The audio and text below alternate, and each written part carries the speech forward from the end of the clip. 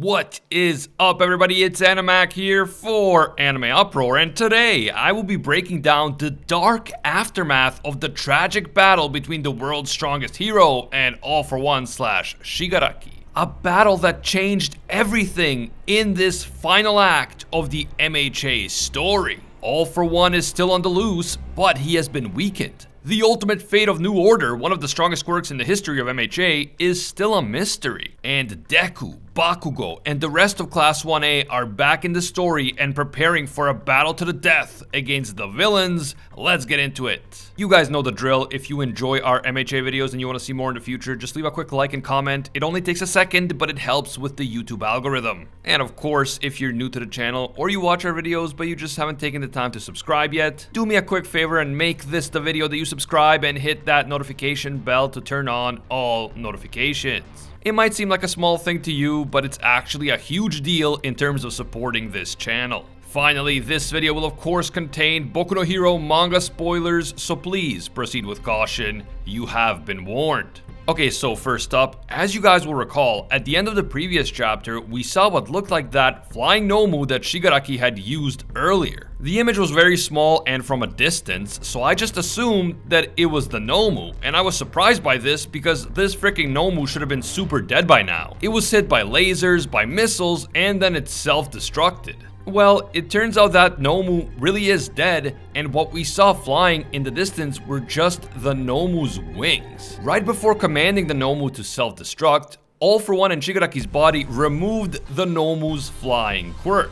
So essentially, the Nomu's wings, I guess, detached from the Nomu and attached themselves to Shigaraki. So what we saw at the end of the previous chapter was Shigaraki using the wings of that Nomu to fly, and he is currently attempting to use the unique properties of these wings to shake off the pilots who are still pursuing him. But even though the villain was able to pull off this bait and switch move with the wings, his body is still breaking apart from the inside as New Order continues to absolutely annihilate the other quirk factors. He has to find a way to transfer New Order to someone else as soon as possible, while at the same time trying to avoid being completely destroyed by those jets. And the pilots of those jets are absolutely determined to make the villain pay for what happened to Stars and Stripes. So this is a very dangerous situation for All For One / Shigaraki.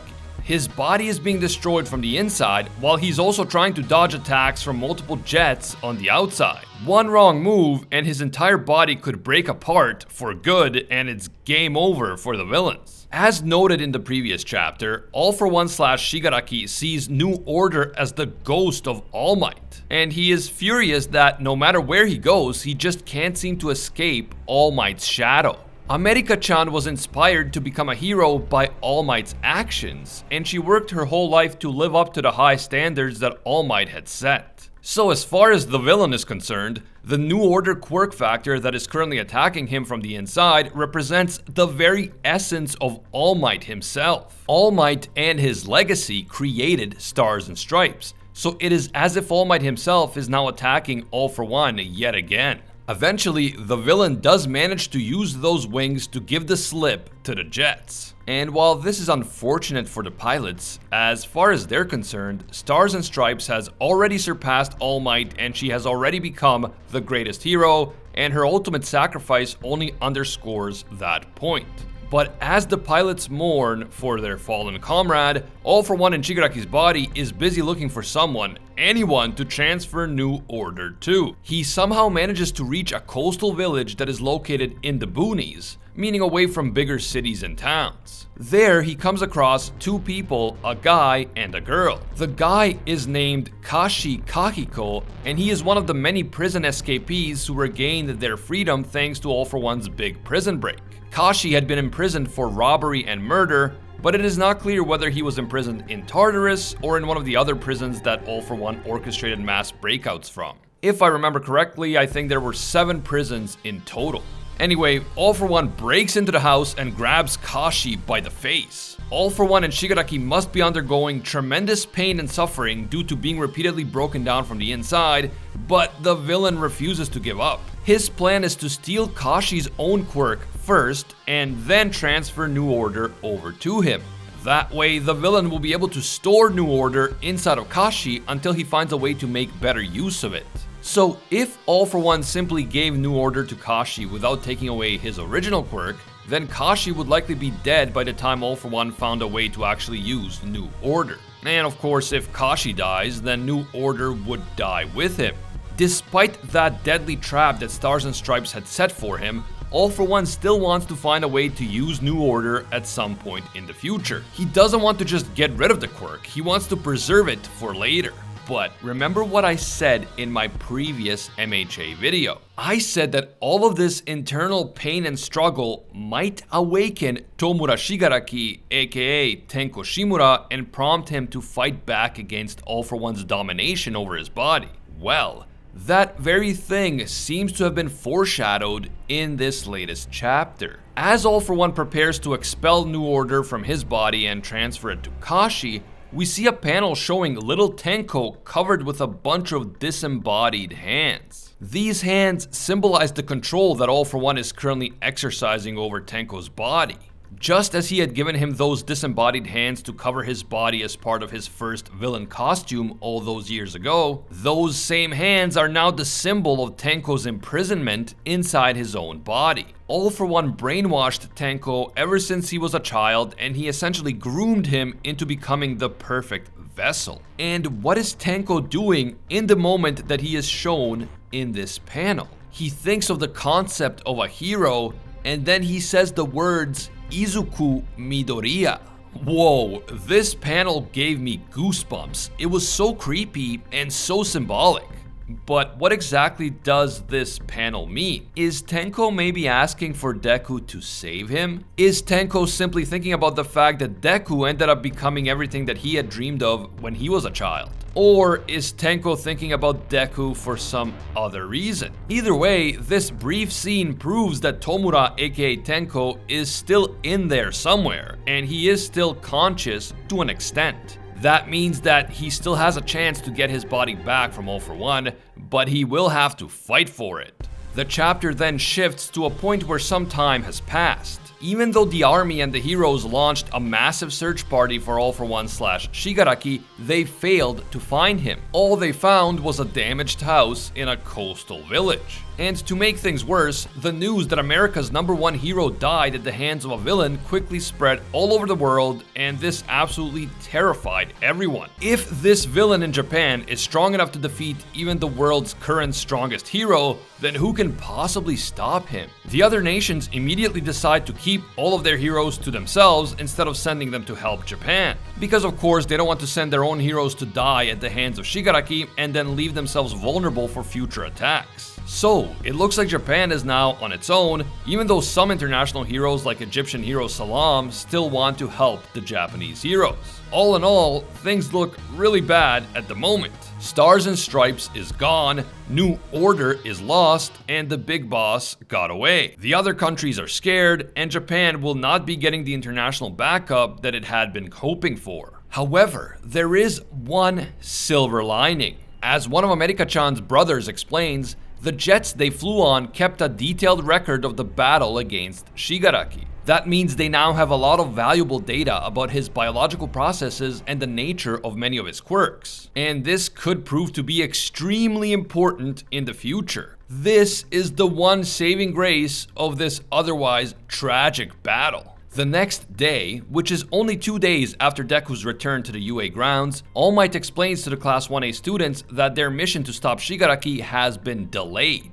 Shigaraki's body should have been completed by the very next day, but because of the epic sacrifice that Stars and Stripes has made, the heroes were given a week-long extension. They now have an extra week to plan and prepare for their battle against Shigaraki and the villains, and thanks to those pilots, they now have useful data that will help them formulate the best possible plan of action. All Might, who deeply regrets that he wasn't able to see Stars and Stripes again, but who also deeply respects her service and her sacrifice, tells the students that they must use this extra time wisely. They have to commit to doing everything they can to defeat All For One and Shigaraki, and that is how this chapter ends. The absolutely epic battle between Shigaraki and Stars and Stripes may have been a short one, but it changed everything in the story. The very nature of international relations in the world of MHA has been altered, the fate of New Order is still unknown, and that in itself could be a game changer, and the heroes may have just gathered intel that could prove to be crucial for defeating the final villain.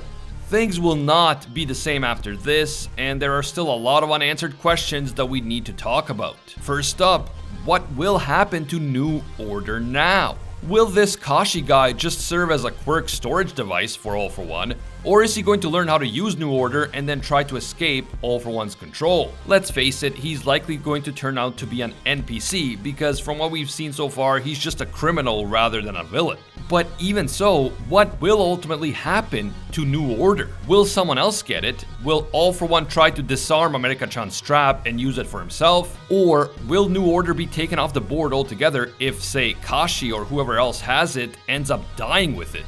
Definitely let me know what you guys think about the ultimate fate of New Order down in the comments below. Also, what did you think of young Tenko calling out Deku's name? How crazy is the similarity between young Tenko and young Deku? I mean, take away Tenko's dry skin and scars and change the hair color and eye color, and Tenko could literally be mistaken for Deku. Tenko, aka Shigaraki, truly is the dark counterpart of Deku. If his life had turned out just slightly differently, Tenko might have become a hero like Deku. But that one single night, the night that his quirk manifested, changed everything. Stars and Stripes made the ultimate sacrifice and entrusted her mission to the future. She entrusted it to the next generation of heroes, including, of course, Deku. And not only is Deku going to be facing off against All For One and Tomura Shigaraki, but eventually he may come face to face with Tenko Shimura. And let's be real, Tenko could end up being Deku's biggest weakness. If Shigaraki can use the Tenko persona to convince Deku that he can still be saved, Deku might be tricked into lowering his guard, and that's when Shigaraki might strike. We will have to wait and see, because Tenko is still in there somewhere, but how much control does Tenko have? How much of this is Tomura, and how much is All For One? It's really hard to say. Can Deku somehow get through to Tenko before it's too late? Don't forget to leave your thoughts down in the comments below. If you enjoyed this Boku no Hero video and you want to see more, you know what to do. Just leave a quick like, it helps a lot.